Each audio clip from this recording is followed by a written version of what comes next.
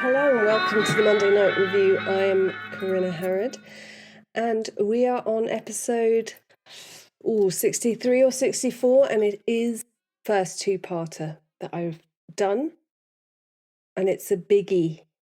Anyone who is a fan of true crime and who knows that I've been doing the A to Z of the US states will know there was always going to be a biggie when we got to California.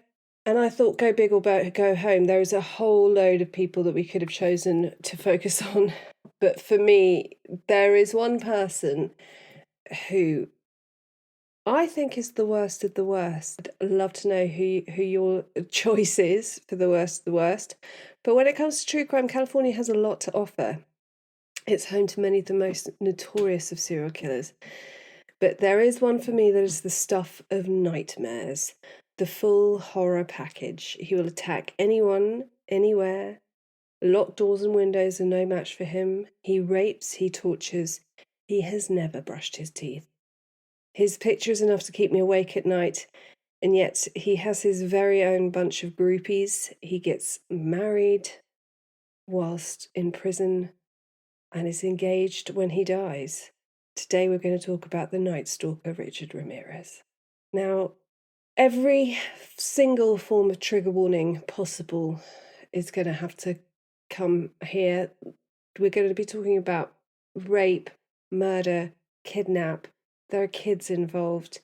It's going to give you nightmares. If you're listening by yourself, turn some lights on. Make sure all your doors and windows are locked. This is the real life boogeyman. It's not a good one, and we're having to do it in two parts, so buckle the hell up. It all takes place, as you've already know, in California. It takes place in Los Angeles, and we're in the mid-80s, and Los Angeles County is made up of 88 different police districts with a population of around 13 million people. There are between 500 to 600 murders a year, making it closer to 1,000 a year in the whole state. And 1985 would see the hottest summer in LA for 100 years, with temperatures regularly reaching over 40 degrees. On the 28th of June, 1984, 79-year-old Jenny Vincow is found murdered in her apartment in Glassell Park, Los Angeles. Jenny recently moved to sunny California to be near her son, who could make sure she was okay. He lived in the same building. He was going to check on her. And sadly, it's her son who is the one who finds her. Her window is open, but there's a mesh screen covering it, which is subsequently found to hold 4 fingerprints, 3 of which are usable.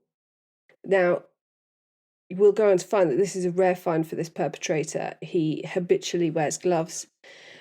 Jenny has been stabbed repeatedly in the head, neck, and chest while asleep in her bed, and her throat slashed so deeply that she is nearly decapitated. During her autopsy, Dr. Joseph Kogan realizes that this murderer is experienced and even technically skillful. He's done this before. But they also have no other victims who they can link to this perpetrator, so although they can tell he's experienced, they don't know where his previous experience is. By the summer of 1985, a year later, everyone in California will know who this killer is, and his indiscriminate attacks will have residents across the state living in fear. On the 17th of March 1985, which is St. Patrick's Day, Maria Hernandez drives home to the suburb of Rosemead, where she lives with her roommate Dale Okazaki, and she pulls into the garage. Now, Okazaki is already home. Her car is parked in the garage, and while Maria is opening the door to the house, a man silently comes through the garage behind her, bangs on the bonnet of her car so she turns to look at him, raises his gun. She can see straight down the barrel. He's so close to her, and he shoots her. Maria automatically lifts her hand, and miraculously, the bullet deflects off the keys that she's holding in her hands and knocks her to the ground. Maria just stays there. She plays dead, and her attacker just steps over her and pushes into the house. Now, Maria's housemate Dale has heard the gunshot and ducks down behind the kitchen counter. The attacker sees her and silently creeps towards the counter, lining his gun up and waiting for her to peer back over the top. She doesn't hear anything. She thinks the coast is clear. She starts to stand up, and when she finally does, he shoots her in the forehead. Maria, meanwhile, has got up. She's run out the garage. Her hand is bleeding, and she knows she needs to try and find help. She knows that Dale is in the house, but doesn't know what to do, and she's running towards a neighbour's house when she hears another gunshot. Maria turns around back towards her house, and assuming that the attacker is going to come out the garage door like he went in, she suddenly sees a tall, gaunt man dressed all in black walking out the front door. He stares at her, gets into his car, and drives off. When the police arrive, they find the garage door open and blood spatter around the car and on the door to the house. An AC/DC baseball cap lies on the floor of the garage, dropped as the killer ducked under the garage door. There's a bloody phone in the bedroom, and Dale Yoshi Okazaki lies on the kitchen floor, shot in the forehead. Just over an hour later, 30-year-old law student Tsai Lian Yu, known as Veronica, is driving down the street in Monterey Park. She's on her way back home to her parents' house, having spent the day with one of her closest friends.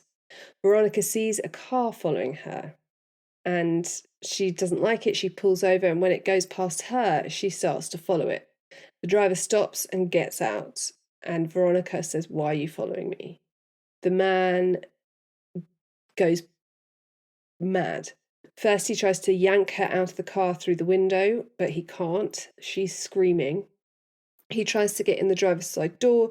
It's locked. So he leaps across the bonnet of the car, gets into the passenger seat, and shoots Veronica just under her right arm. Veronica manages to open the car door and run away, but he shoots her again in the lower back. She's left sprawled in the street as her attacker gets back into his stolen car and heads for the freeway. Jorge Gallegos and his girlfriend, Edith Alcaz, are sitting across the street in her uncle's pickup and witness the whole attack. Jorge is the first person to get to Veronica, who is still breathing but in great distress. Edith's cousin had been in the house opposite and had heard Veronica's screams as her attacker tried to pull her out of the car, and he calls the police, but by the time they arrive, her pulse is really weak and she isn't breathing. Police perform CPR until the ambulance arrives, but sadly Veronica is pronounced dead on arrival at hospital. However, her killer has been seen. There are witnesses. They need to call in a homicide detective, and the one who gets the call for Veronica's murder is Deputy Gil Carrillo. Little does he know how much this case and the ones to follow are going to affect his entire life. Carrillo joined the LAPD homicide team on the 23rd of March 1981. With only 9.5 years' experience, he just showed what an exceptional policeman he is. He's 6'4", 280 pounds. 34-year-old Carrillo is the youngest detective in the team, responsible for solving the homicides in 64 of the 96 communities in the LA County complex.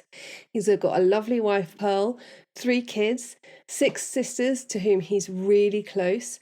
He's a Vietnam vet who received a Medal of Valor and a Bronze Star. And by 1985, when he gets this call, Carrillo has worked over 300 murder cases in LA.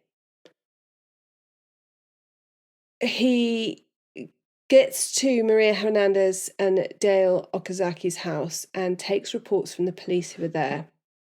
He walks around the house and he sees the AC/DC cap lying on the floor. He checks the whole crime scene, and his partner, Sergeant Jim Mercer, arrive along with the mobile crime lab. At first glance, they just jump straight to it being something romantic. Is it some sort of love triangle argument? There's no evidence to show that there's anything stolen, and they haven't spoken to Maria, who lived, and obviously Dale is dead. They've got no no reason why someone would do this but not steal anything. There seems to be no motive at all. So police find Maria's handbag where she fell, and no jewellery is missing or taken from either woman. But Correa quickly discovers that one of the victims, Maria Hernandez, is alive and in hospital, and her mother comes over to pick up some clothes for her daughter, and she recognises Carrillo, and it turns out that they had been neighbours in Pico Rivera, where Gil Carrillo had grown up, and his mother was Maria's godmother. So immediately, Gil Carrillo feels attached to this case, and on the strength of this connection, he's able to visit Maria Hernandez in hospital pretty much immediately and speak to her. He learns that there's no love triangle. She's never seen the guy before. She got a good look at him, but he was a complete stranger to her. She's fairly sure he's a complete stranger to Dale because he'd never been around the house before. She gives a really good description of him. 5'10", thin, black hair, and real dark, scary eyes. She talks to a police artist to draw up a picture, and that's what they have to go on. Police don't know if there's a link between the murders of Dale Okazaki and Veronica Yu, but when Gil speaks to the policeman in charge, he has this feeling about it and asks to be kept in the loop. When Maria's photo fit is done, it looks identical to the one of a man wanted in connection with a recent kidnapping. It's worth noting, and I don't know if this is still the case, but at the time it was legally mandated that the investigating officers be present for the whole of the autopsy of the victim on the case they're working on. So Carrillo and his partner Mercer stand for 72 minutes for Dale Okazaki's autopsy, while across town Detective Romeo and his partner do the same for Veronica Yu. It quickly emerges that the bullets in each murder likely came from the same gun. They can't be 100% sure, as the bullet that kills Dale is so misshapen by the impact on her skull, but they, as sure as they can be, that it's the same. Gil Carrillo is sure there's a link and wants to speak to a senior detective who's known as the rock star of homicide, Frank Salerno. Frank Salerno gets his start in narcotics. He accidentally caught Charles Manson and then enjoyed an illustrious career in homicide, including national attention in the late 1970s, early 80s for solving the case of the Hillside Stranglers. By 1985, Frank is 46 years old, 6'2", 220 pounds, and is noted for his intense light brown eyes and swimmer's physique. He actually got a pool put into his backyard using the overtime money he earned from the Hillside Stranglers case. He fell into doing homicide work, but it's what his passion is. He loves finding the smallest clues, and he's just considered the main guy in homicide at the time. So, like Gil Carrillo, Frank Salerno has a wife and 3 kids at home. And by the time Carrillo starts working with him, he's working on 350 to 400 murders a year. His first advice to the junior detective is to look back over any rape and kidnapping cases in the area to see if the description sounds like a perpetrator. He says to Carrillo, a man does not become a killer overnight. The attacker is described as curly-haired with bulging eyes and wide-spaced, rotting teeth. The media dubs him the walking killer and the valley intruder.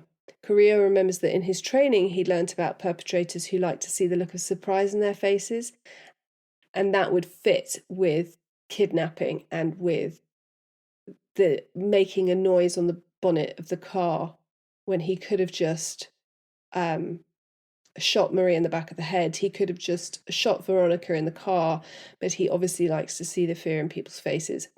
Gil believes that this attacker has wanted to see his victims. For a while, they think they've found their man. He fits the description. He's seen trying to pick up 2 women in his black Mercedes. He's tall, gaunt, and wears all black.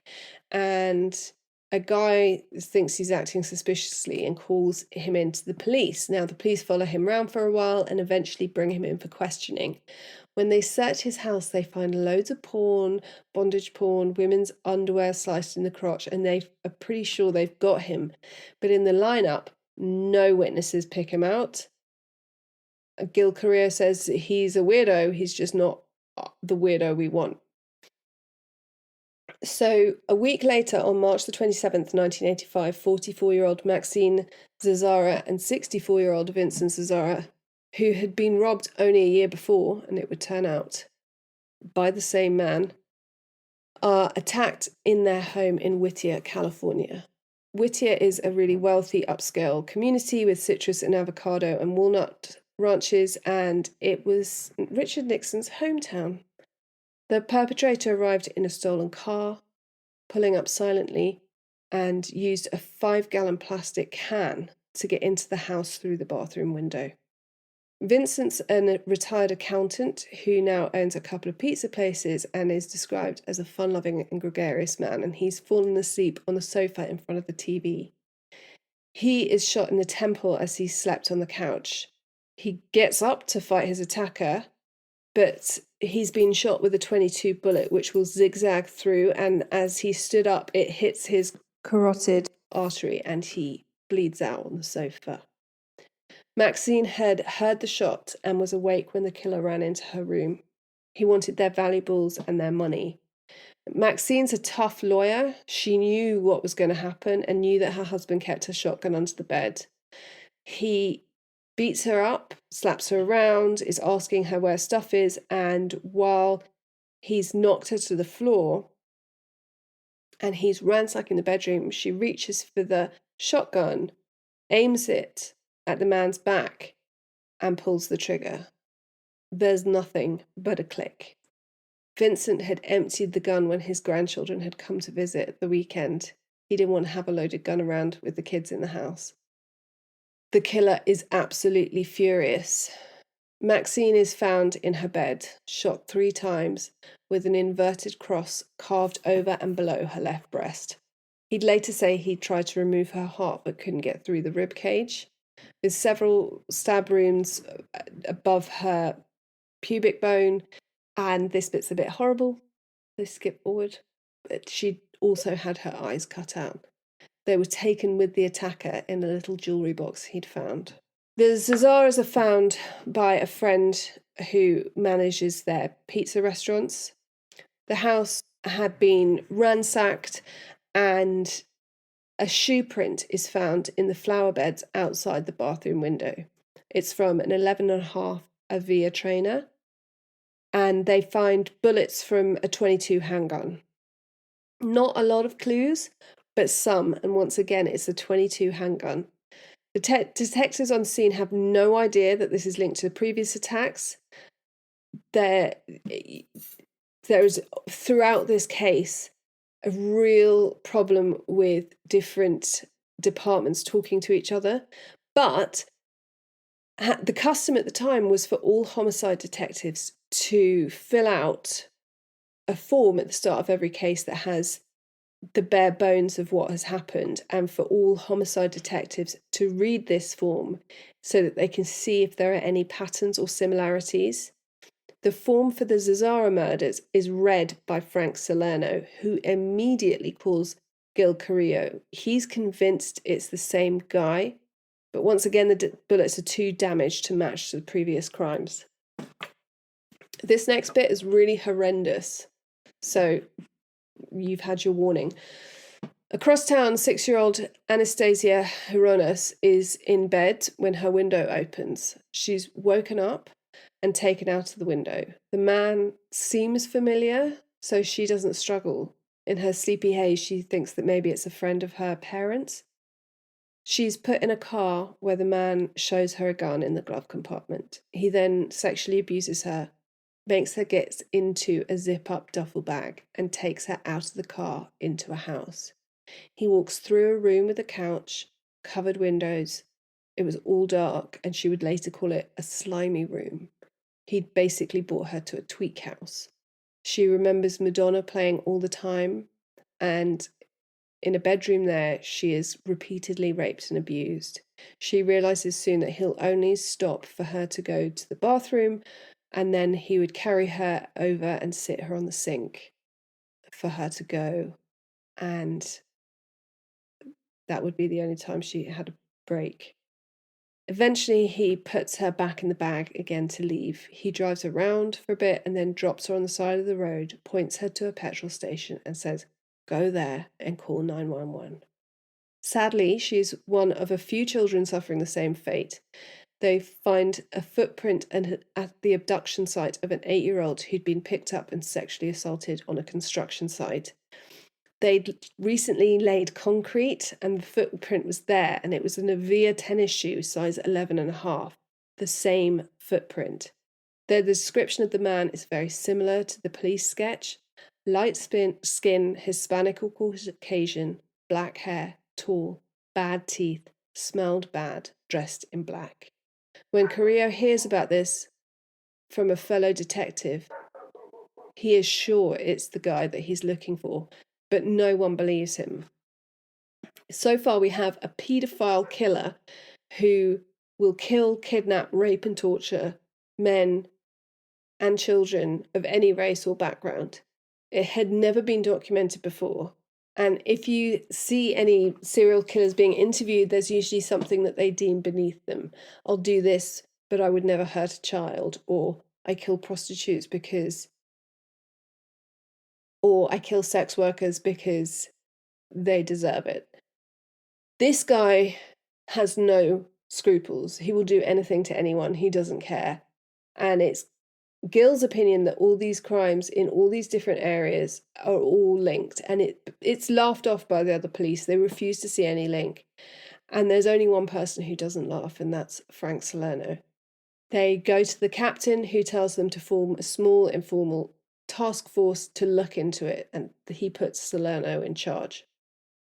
Now, on May the 14th, 1985, the killer returns to Monterey Park, believing that the police won't think he'll strike there again.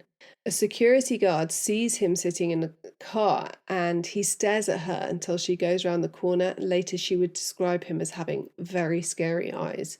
She was pleased to be out of his line of sight. He enters the home of 66-year-old William Doy and his disabled wife, 56-year-old Lillian. Bill had recently retired and put down a payment on a brand new Ford van. He was going to go and tour around the country with his wife. Lillian had had a terrible stroke 2 years earlier, and she had found walking and talking incredibly difficult ever since. She needed a wheelchair to get around, and a road trip around America was going to be such an escape for her. Bill is awoken by the click of a bullet being chambered. He knows the sound and reaches for his own gun on the nightstand. The killer shoots Bill in the face, and Bill doesn't die and is then beaten unconscious by his attacker. The man then goes into Lillian's room, binds her using thumb cuffs, ransacks the house, rapes her, and leaves. Bill regains consciousness, manages to crawl into Lillian's room, calls the operator and asks for help before passing out again. Now, luckily at this time, the LA 911 system automatically showed up addresses as calls came in. So they're able to know where the call came from. And when the fire department arrive, they find Lillian still wearing thumb cuffs, has managed to get herself to the doorway of her room. William is in the chair next to the phone, bleeding, and is taken to hospital. Lillian is able eventually to describe a man in black with bad teeth who had attacked them with a gun. Sadly, William Doyd dies on arrival to hospital. When police return to search the residence, they find a Nivea footprint on the rear patio near where the screen has been removed. Someone, we never find out who, calls Gil Carrillo to the scene. But when he arrives, he's told, "We don't need your help."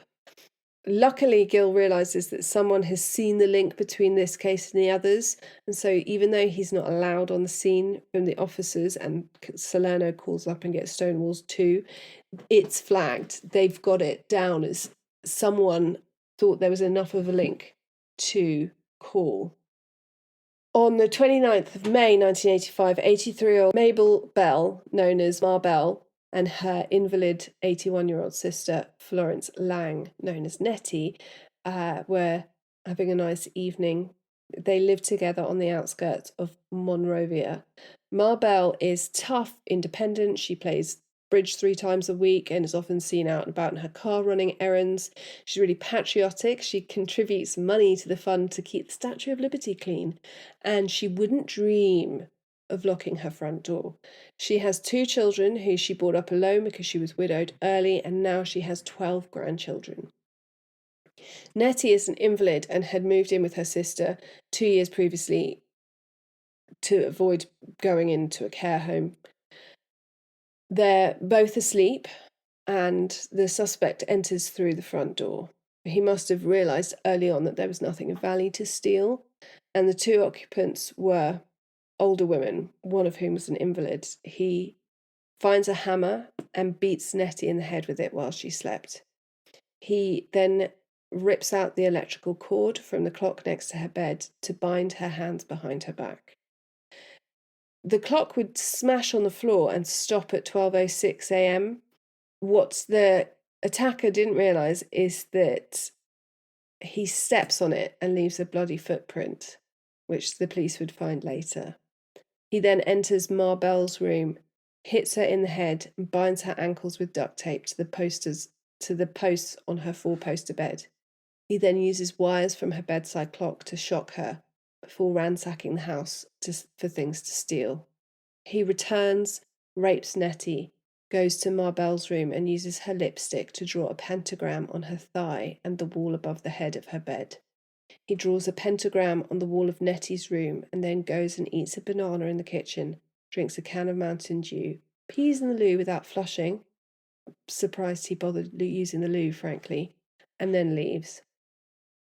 Ma Bell and Nettie are found 2 days later. Ma Bell's posed on the 4-poster bed, and Nettie is barely alive in her bed. Nettie would survive. Ma Bell would sadly die from her injuries weeks later.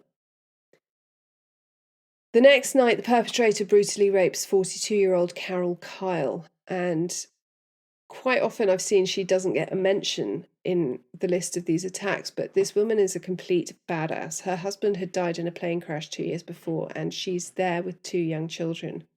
She's a nurse and knows that she just needs to keep calm and comply with this man, which she does. He robs her, repeatedly rapes her, and she just manages to stay quiet. Her daughter is away at a sleepover. Her son is there, and he threatens her child. She tells him not to. She helps him find anything of value in his house.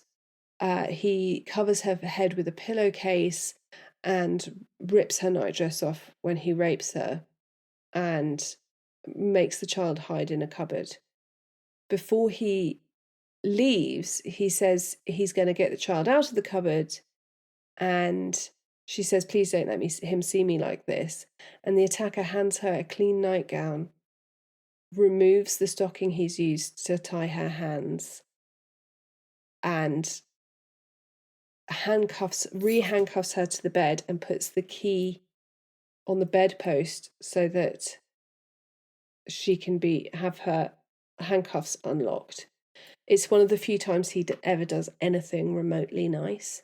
And I think it's because Carol was just so calm and compliant and let him be in control. Now, whenever there's a serial killer, rapist, or any attacker on the loose, there will be a string of people for whom luck seems to really be on their side. At the beginning of June, Los Angeles Sheriff's Deputy John Rodriguez and his wife Susan are 2 of those people. They lived half a mile away from where Gil grew up in Pico Rivera, and on this night, Susan was watching the 11:30 news and dozing on the sofa. John was asleep in bed. All the doors and windows were locked, and Susan startles awake hearing a window slide over. So she calls to her husband, "Honey, did you open the window? John, was that you?" There is silence, and she says she felt an incredible wave of fear. Deputy Rodriguez wakes up and goes into the sitting room. He says, I didn't open the window. And she said, "Yeah, I heard it." And he said, "Don't be silly. That window doesn't open." The window his wife is talking about hasn't been open for the last 2 years. When they go to look at the window, which had been painted shut, he'd redecorated 2 years before, painted the window shut. That window is wide open, the screen carefully removed, and there are shoe prints in the flower bed outside.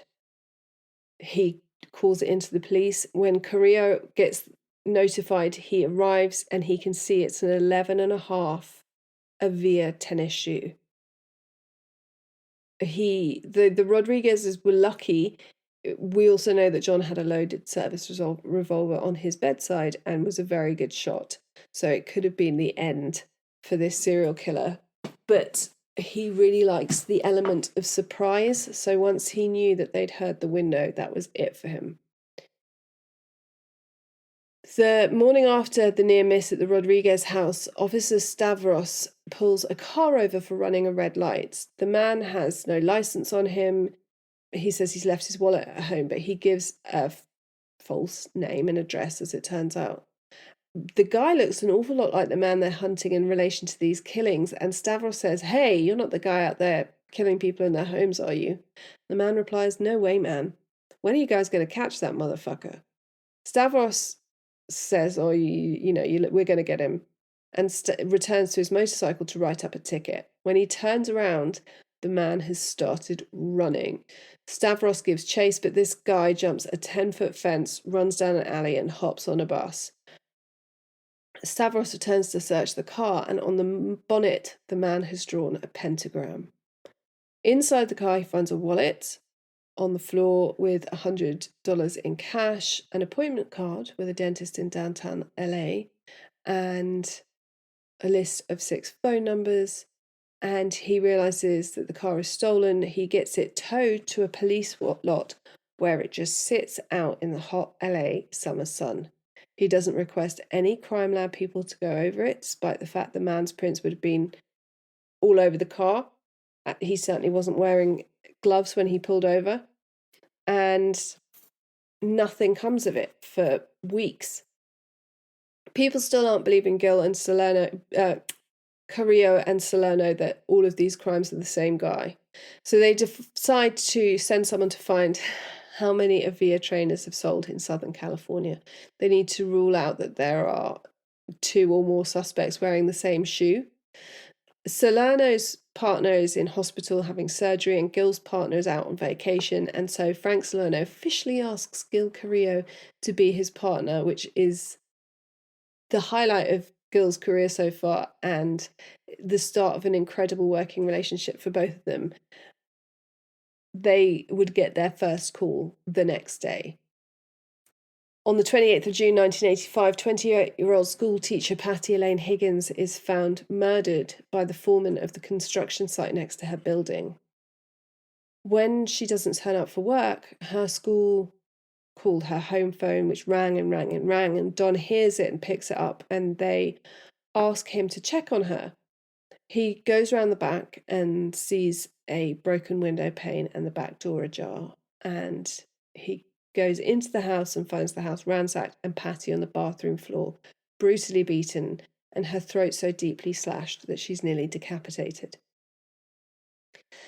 Gil and Frank arrive on the scene to see if they can tie this to the guy they're looking for. They comb the crime scene. They realise that there's a few things that are similar to previous crimes. Patty has been sodomized before she was killed. The scene is really horrific and bloody, but there's no footprint, no fingerprints, no witnesses. Patty Higgins lived in Arcadia, 13 miles northeast of LA, and it's this beautiful residential community, nice area to live. And the killer would then return on the 2nd of July to the house of 75-year-old Mary Louise Cannon. Mary was an independent, tough widow who loved her 5 grandchildren and was looking forward to a trip to Australia that was coming up in a couple of weeks.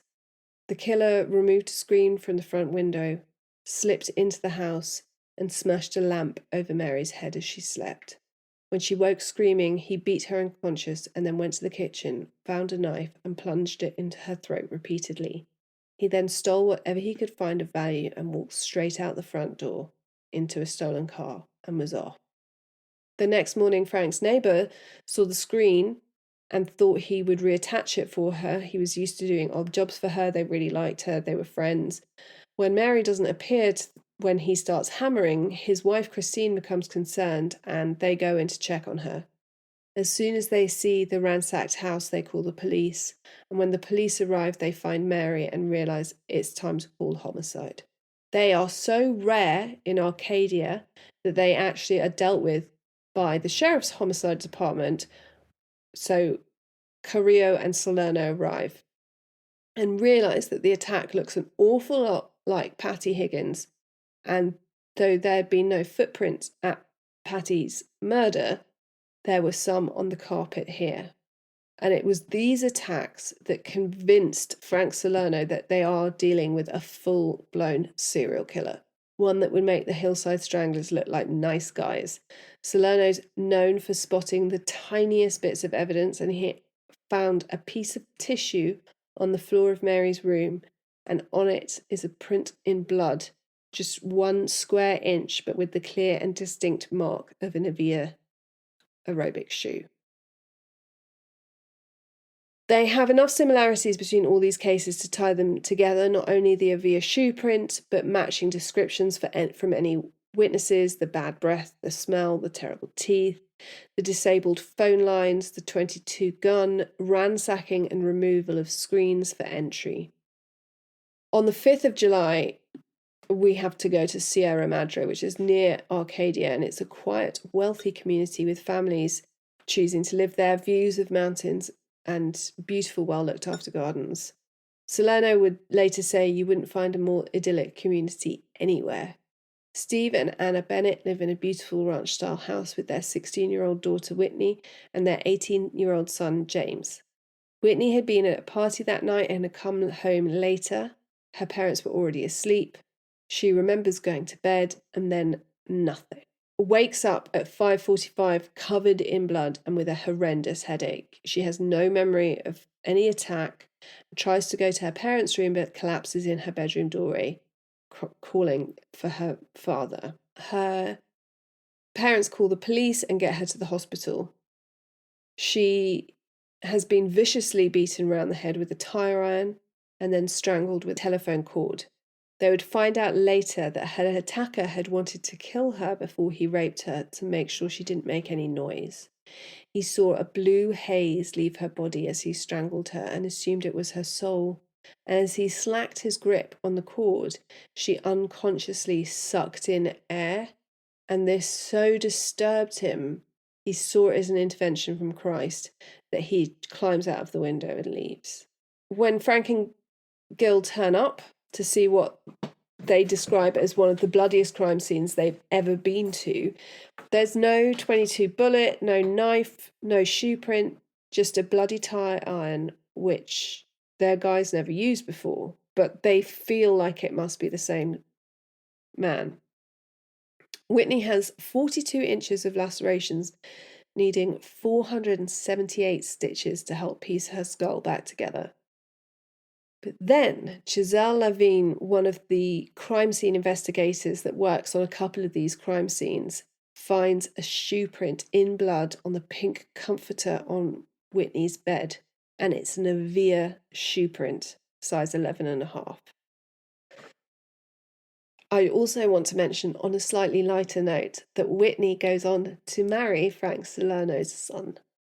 He becomes really good friends with the Bennetts, and then when Whitney is older and his son is working for the police, he marries Whitney Bennett.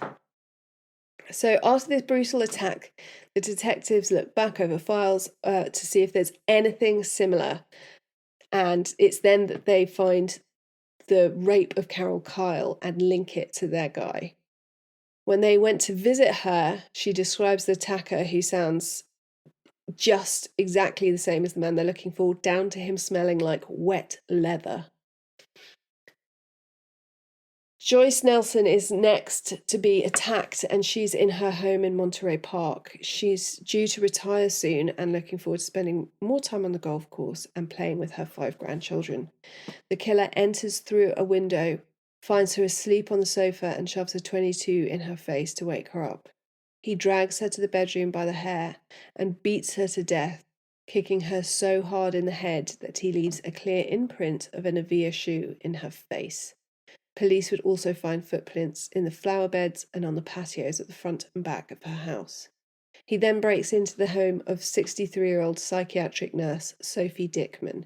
He beats her and demands to know where all her jewellery is.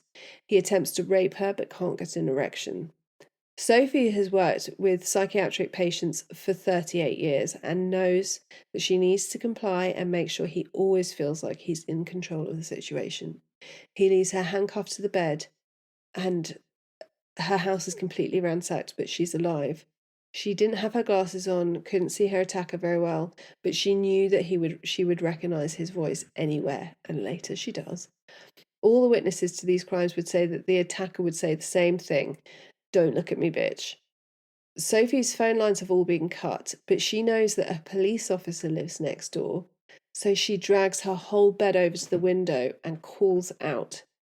Deputy Linda Arthur, who had actually been on the scene at the Doy murders and was married to a homicide detective who'd been murdered while on duty and knew Gil Carrillo really well. She had never met her neighbour, Sophie Dickman, but she wakes up to hear her call and immediately calls 911 and is first on the scene where her neighbour has been attacked.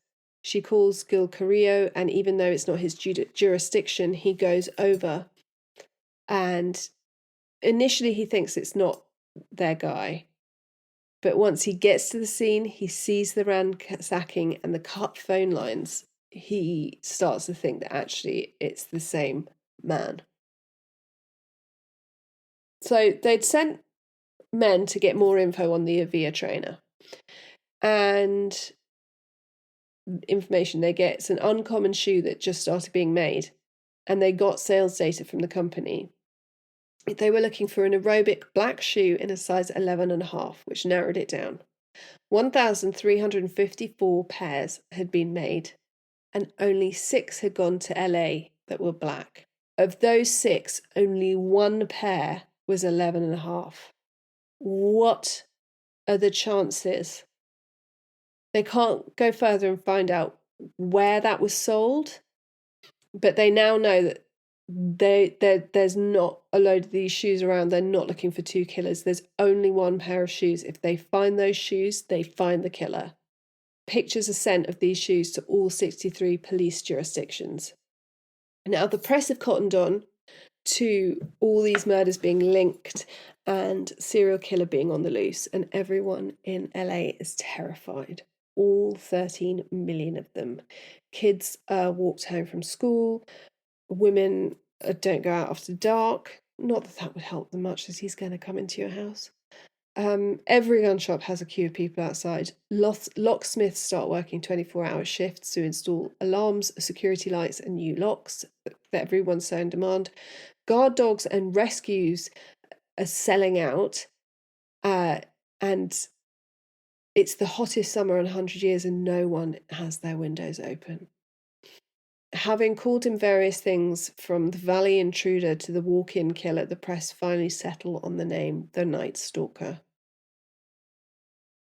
It was only now that Gil Carrillo and Frank Salerno find out that they have this car with the pentagram on it, and the wallet was found in it. And in this wallet, there's a list of 6 phone numbers and the dentist appointment card. They call the dentist, and the appointment was made under the name Richard Menner. The dentist says that the man has an abscess and will definitely be back for treatment. So they decide that they're going to stake out the dentist's office, which they do. So they leave 2 Hispanic undercover cops there all day, every day, waiting for Richard Mina to come back to have his abscess checked out. Max and Layla Needing have been high school sweethearts and were married for 47 years. They had 3 children, 13 grandchildren, and Max owned a service station and Leela worked security at a local department store. The killer entered their house with a machete with which he attempted to decapitate them, but finding it wasn't sharp enough, he shoots them both repeatedly in the face, ransacks the house, and leaves. They are found the next day by their daughter Judy. When they hadn't turned up for church or their usual family Saturday breakfast, she was concerned and had gone to see if they were okay. Next, he goes to the house of Chonarong and Somakid Kovanath, who are Thai immigrants living in Sun Valley with their 8-year-old son and 2-year-old daughter. Chonarong loves gardening and has created this beautiful haven in their backyard.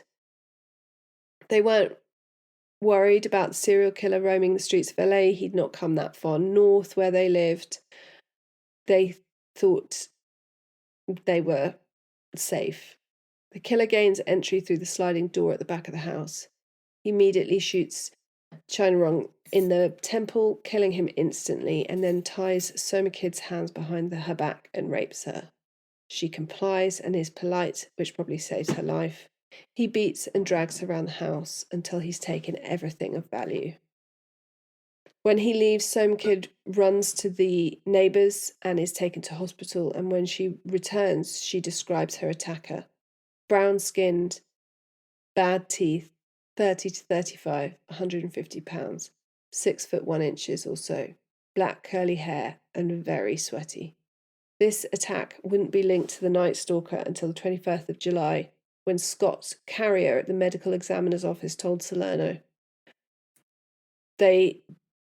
Salerno and Carrillo then go back to the crime scene and find an Avia shoe print in Chonarong's garden. There is now an $80,000 reward for the capture of the Night Stalker. And that is where we're going to end part 1. I'm sorry it's so heavy. He's such a shit. We're going to get into it more in part 2. He's not a very nice man. But as always, I love to hear from you. So do send an email to themondaynightrevue@gmail.com. You can find us on social media at The Monday Night Review on TikTok, Instagram, Facebook. Come and join the Patreon where you get a mini-sode every week. You get extra stories. You will be the first people to be able to order Monday Night Review t-shirts that I have got ready to go for pre-order. And until next time, be kind, stay safe, and always check the back seat before you drive.